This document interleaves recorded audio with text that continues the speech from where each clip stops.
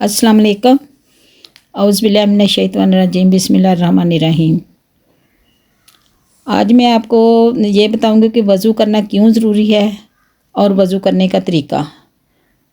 तो वज़ू करने इसलिए ज़रूरी है कि अल्लाह ताला ने हम पर दिन में 5 नमाज़ें फ़र्ज़ की हैं, तो उनके लिए नमाज़ पढ़ने के लिए हमें वज़ू करना बहुत ज़रूरी है।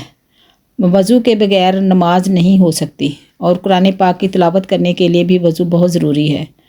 और हमें चाहिए कि दिन का ज़्यादा हिस्सा हम बावज़ू गुजारें, क्योंकि बावज़ू रहने से बहुत से गुनाहों से बचा जा सकता है।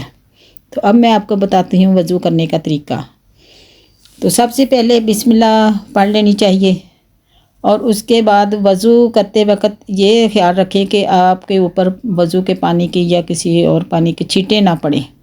छींटे पड़ने से परहेज़ करना चाहिए। और सबसे पहले 3 दफ़ा घुटनों तक हाथ धोएं, फिर 3 दफ़ा कुली करें। मसवाक करना चाहें तो मसवाक भी करें।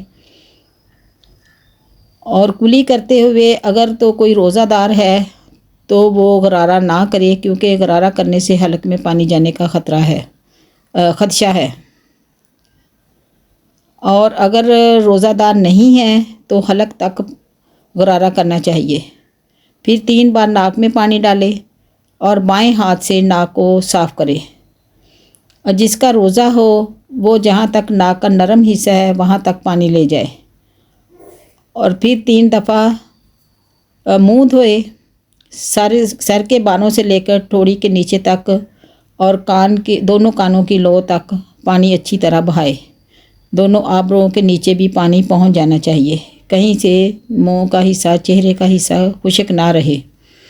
फिर दायां हाथ कोहनी समेत धोए, फिर बायां हाथ कोहनी समेत धोए और एक हाथ की उंगलियों को दूसरे हाथ की उंगलियों में डालकर हलाल करें। अंगूठी, छल्ला, चूड़ी अगर कुछ पहना है तो उनको भी हला लें, और यानी कि वो कोई उनके नीचे से सूखा ना रह जाए। फिर एक मरतबा सर का मसा करे, फिर कान का मसा करे। शहादत की उंगली कान के अंदर ले जाए और कान का मसा करे, और अंगूठे से कान के ऊपर का हिस्सा मसा करे। फिर उंगलियों की पुश की तरफ से गर्दन का मसा करे, लेकिन गले का मसा नहीं करना, ये मना है। कान का मसा करने के लिए, गर्दन का मसा करने के लिए, सर का मसा करने के लिए पानी और लगाने की ज़रूरत नहीं है। जो सर का मसा करने से हाथों पे पानी लगा हुआ है वही पानी कान का मसा करने के लिए भी काफ़ी है।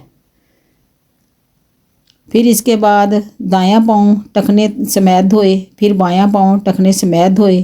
फिर बाएं हाथ की छोटी उंगली से पाँव की उंगलियों में खलाल करें, यानी कि दाएं पाँव की उंगली से, छोटी उंगली से शुरू होकर बाएं पाँव की छोटी उंगली तक पाँव की उंगलियों में खलाल करें।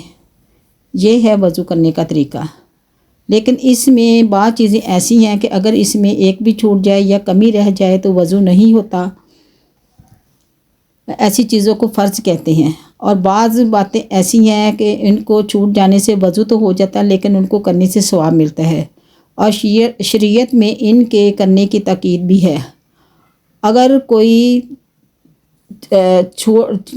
अगर इनको छोड़ दिया जाए तो, अगर फ़र्ज़ जो वज़ू के फ़र्ज़ हैं उनको छोड़ दिया जाए तो गुनाह होता है।